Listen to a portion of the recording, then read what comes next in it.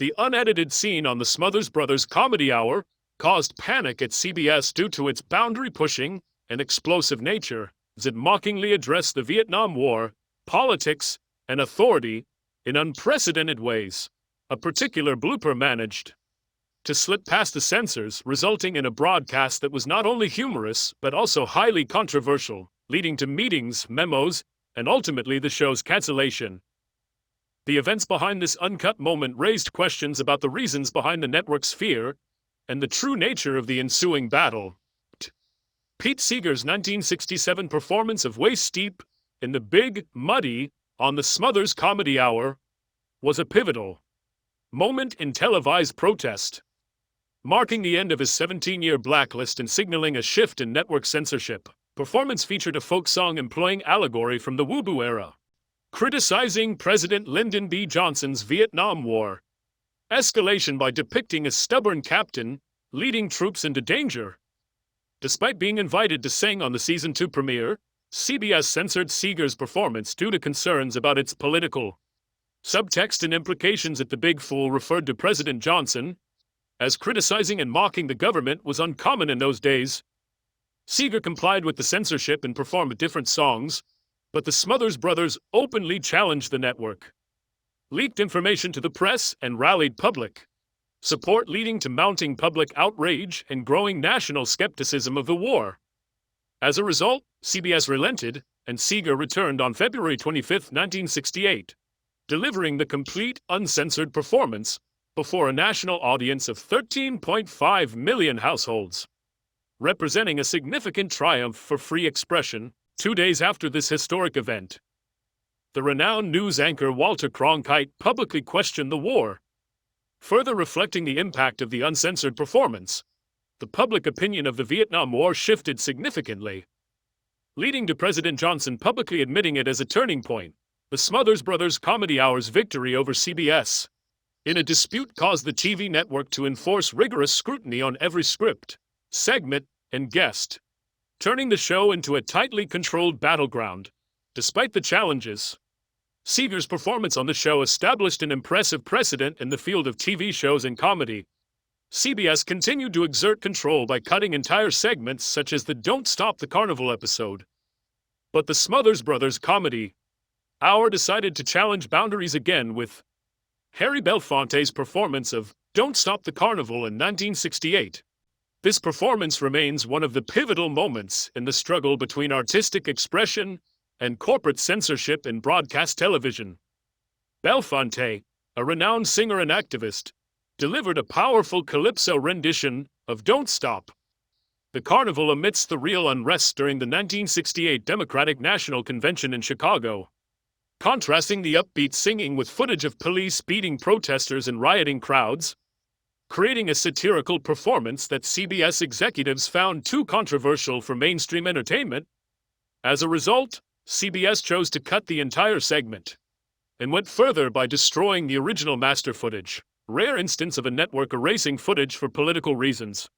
Although a personal copy survived over the years, this act underscored the lengths to which corporate media would go to suppress dissenting voices. The footage of the performance was lost for decades, until PBS uncovered the only surviving copy in 2022, which was included in the documentary The Smothers Brothers Comedy and Conflict, sparking further conversation about television censorship and the suppression of political expression on the airwaves. Today, the segment is praised as one of the early moments in televised resistance, highlighting Belafonte's use of mainstream media to criticize authority without apology. The fact that the footage was completely destroyed instead of just being banned demonstrates CBS's strong desire to control public perception, even censoring a performance that mocked censorship. Another instance of censorship on the Smothers Brothers Comedy Hour was Ella May's satirical skit, a sharp critique of network censorship, which was taped but ultimately left unaired because CBS deemed it too challenging to handle. In the skit, Ella May plays the role of a censor who systematically reads out an escalating list of prohibited topics, which includes breast, religion, war, injustice, race, capitalism, and surprisingly, even the word censorship itself. The skit was banned because it addressed the topic of censorship, which is ironic, considering the content of the skit as the list of forbidden topics grows in the skit. The censor's tone becomes increasingly frantic and absurd, effectively highlighting how censorship extends beyond just safe content. Unfortunately, the skit never made it to the public as CBS executives rejected it, indicating a broader resistance to the skit and its criticism. The network's rejection stemmed from their perception that the skit was challenging institutional authority and offending the system by personifying the censors. This rejection sparked a conflict between CBS executives and the Smothers Brothers, with Tom Smothers refusing to edit the sketch and insisting on including the entire performance. CBS responded by removing the entire performance from the broadcast, leading to a clash over creative control between the creators and the network.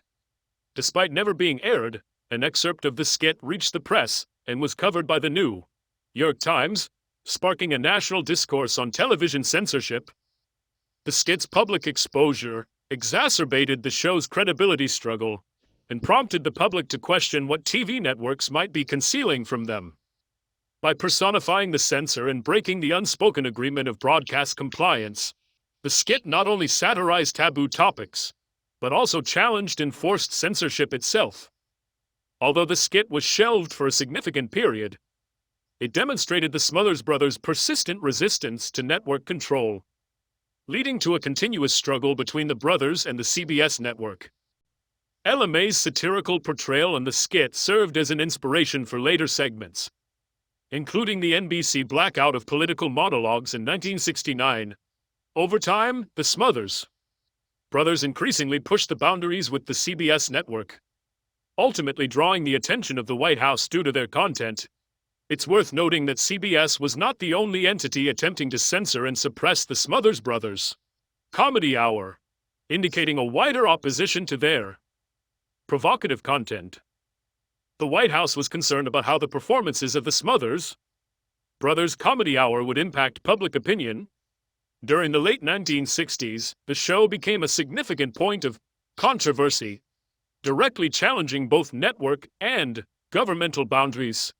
Newly released documents revealed that there was substantial pressure on CBS to increase censorship on the show. Robert Thompson, an advisor to President Richard Nixon, wrote a letter to CBS President William Paley, urging strict control over anti-war and divisive messages within the show.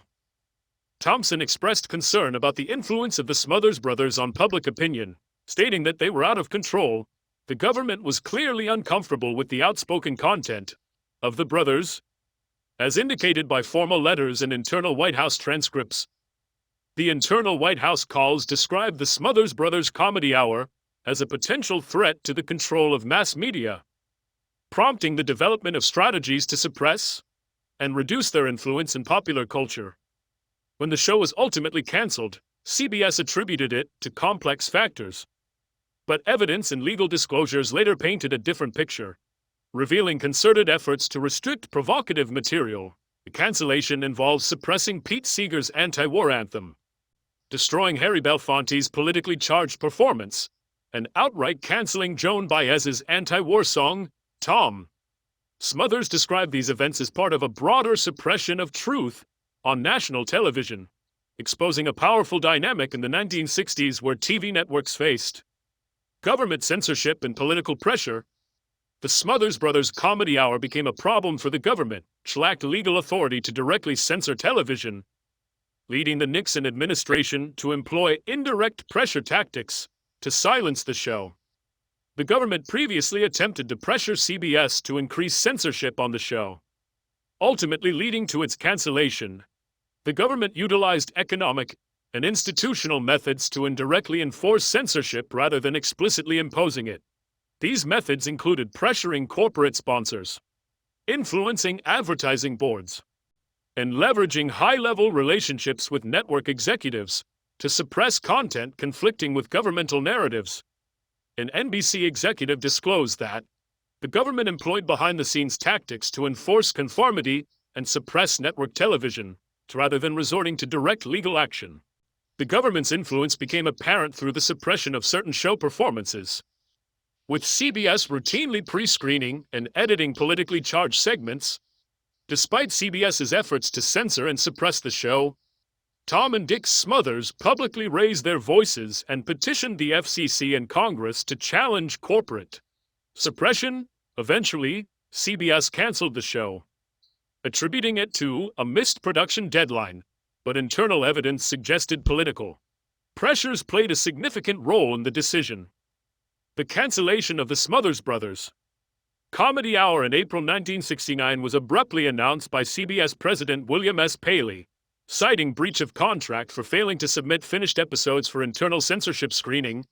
Contrary to CBS's claims, it was revealed that Tom and Dick Smothers consistently delivered their episodes on time, contradicting the stated reason for the cancellation. The cancellation of their show by CBS was attributed to concerns about its content, which led to the exploitation of a clause for their dismissal.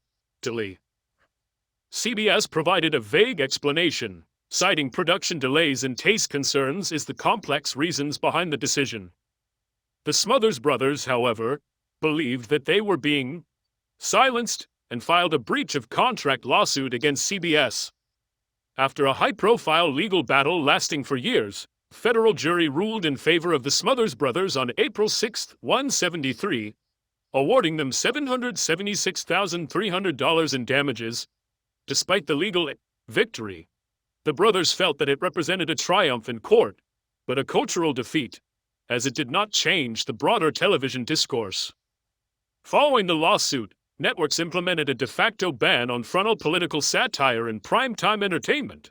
According to cultural historian David Bianoli and other commentators, the court ruling did not reverse the show's cancellation but provided financial compensation, sending a message that telling the truth is not welcome on television, as expressed by Tom Smothers. The scandal highlighted how powerful media institutions can resist controversial content through contractual mechanisms disguised as policy. In addition to censorship, before any episode of the Smothers Brothers Comedy Hour was released, it underwent a rigorous censorship process, with CBS often suppressing or heavily editing segments. The show became a platform for social and political commentary, but many of their socially conscious skits were either aired only once before being buried forever, or heavily edited. Exemplified by Joan Baez's anti-war song in 1969. Joan Baez had planned to perform a protest song dedicated to her husband. Was resisting the draft. CBS insisted on a neutral song, and when Tom Smothers refused, the segment was canceled. The segment was later aired, but the dedication to her husband was removed and excluded from re-releases. Another instance involved Lee French's political harassment sketch, depicting a black man being harassed by the police. It aired once before disappearing from TV. CBS requested the sketch to be removed, reflecting a shift in social context.